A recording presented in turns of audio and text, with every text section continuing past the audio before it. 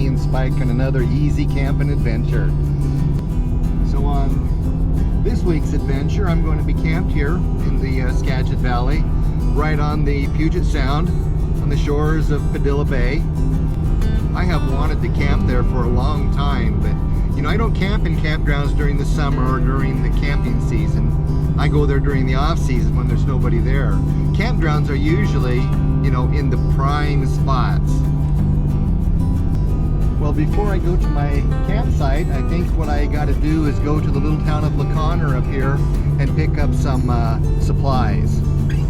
Sometimes when I go to LaConner, I'll stop and visit a lady that I know. And I think I'll stop and introduce you to her also. If you like LaConner or Skagit Flats, you come to see the tulips or watch the birds or anything, you really should know Louisa.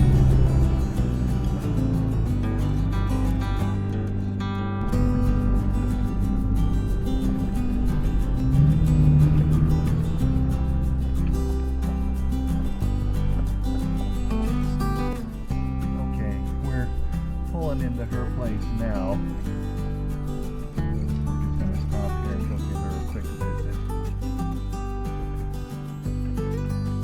That's her husband, John. He's the founder and first postmaster of the town of LaConner. You can see their whole family is here.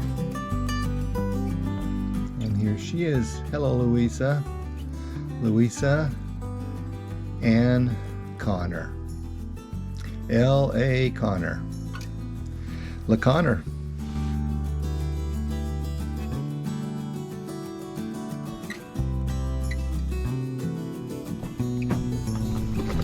This is LaConner's Pioneer Cemetery. I just thought you might like to meet her.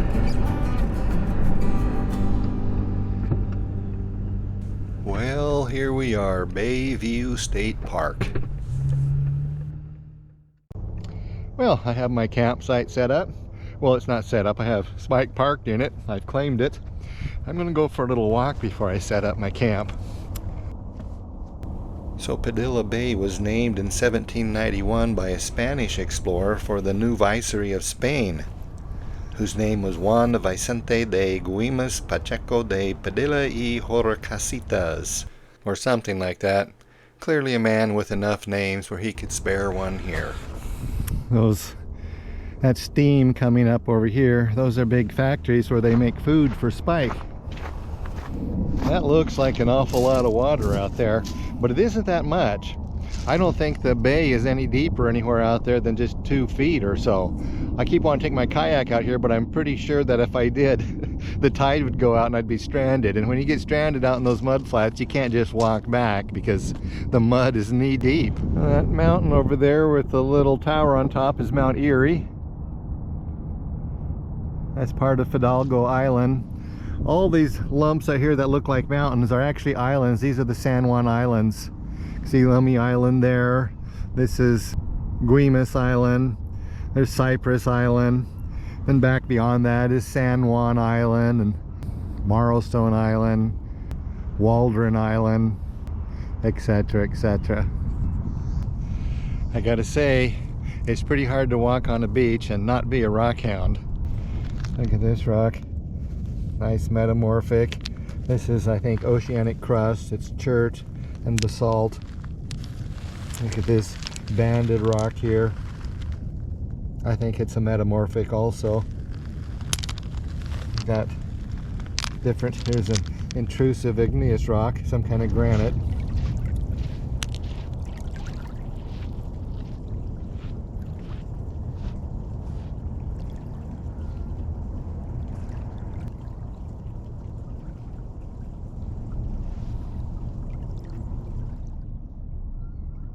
So when the tide goes out on this beach, you can usually find all sorts of these shells by the tens of thousands. I guess they're an invasive species is what they say, but name a species that isn't and is successful. I always like to see these little gastropods. I forget what they're called.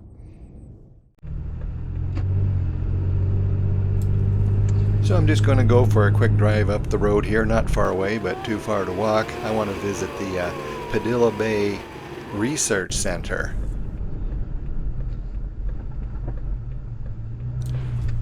It fits right into my budget, has a lot of really interesting displays, including some aquariums where you can see all sorts of marine creatures that are native to Padilla Bay.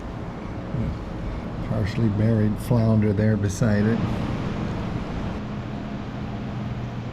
They even have touch tanks where you can harass and bother marine invertebrates.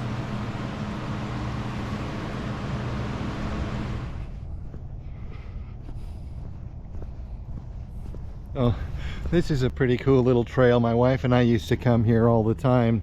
It's been a while since we've done it. They closed it, I guess, for a couple of years, and we just got out of the habit of coming here. But it's got this little pathway that goes under the road. It's wheelchair accessible. It's really cool. And it's got a deck on the other side here where we can observe Padilla Bay.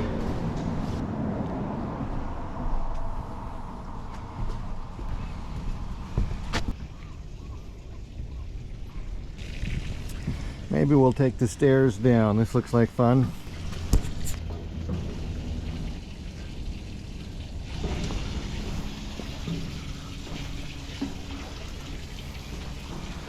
Like an old lighthouse ladder. This is pretty cool. Heck, I could just walk up here up the beach this evening. Except the beach closes at dark. Wow, look at that.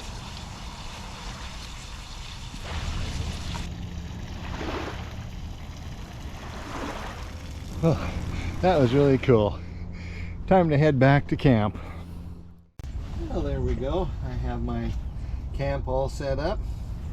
I'm going to kick back here for a little bit and have a snack. Well, it's about dinner time, so tonight I'm going to have a pasta sandwich. I made pasta last night, so simple meal. And delicious. There we go. Look at that. Pasta sandwich. Complete meal. Oh, I forgot the salt and pepper. Hold on. Hold on. Gotta have salt and pepper if it's pasta. There we go. Now it's ready.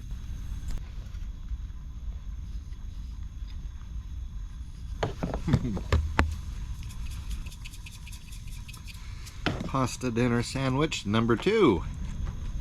Well, this is something that keeps happening to me. Now that I'm getting older, my eyes are bigger than my stomach. I thought I was going to be able to eat all that pasta, but I didn't even eat half of it. That means I'll have to put it in the refrigerator, and Spike has leftovers, which means I got to run the refrigerator all night. Well, I finished dinner. It's movie time.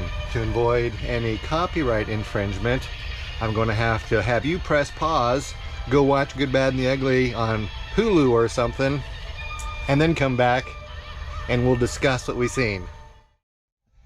Well, that was a great movie. Wow, I almost fell asleep though. That was pretty long. I think it's time for me to go ahead and hop into bed though. Go ahead and put in the comment section what you thought of the Good, the Bad, and the Ugly. I'll see you in the morning. Good night. Well, good morning everyone. Looks like a beautiful day in store. It's almost 7 a.m. Well, there was no sunset last night. There was no color in the sky at all, but there is a very pretty sunrise this morning. It's a little disconcerting, though it's beautiful, because you know the old sailor's rhyme.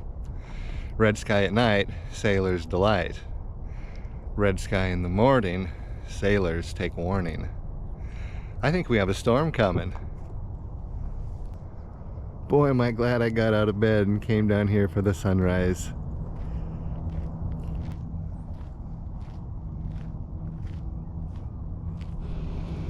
Well, things are going a little backwards this morning. When I woke up, Spike's battery was dead. I think that battery's probably about 5 years old now, so it's probably time to replace it.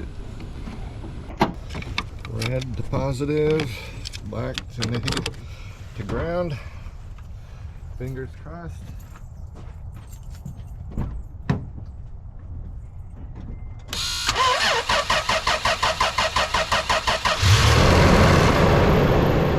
Well, I'm all packed up.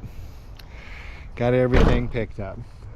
This was actually a really nice spot. The only downside was there wasn't any $20 spots. You had to get a spot with power, so it was 30 bucks for one night, I guess. Once a year, it's all right to spend that much for a campsite. Anyhow, I'm going to hit the road. But remember, in the comment section, tell me what you thought of the good, bad, and the ugly. Any thoughts you have. I answer all comments. But for now, it's time for me to say goodbye. Thanks for watching. I always appreciate when you're there. I hope you join me on my next one too. Till then, you've been easy camping with Dan Dog and Spike.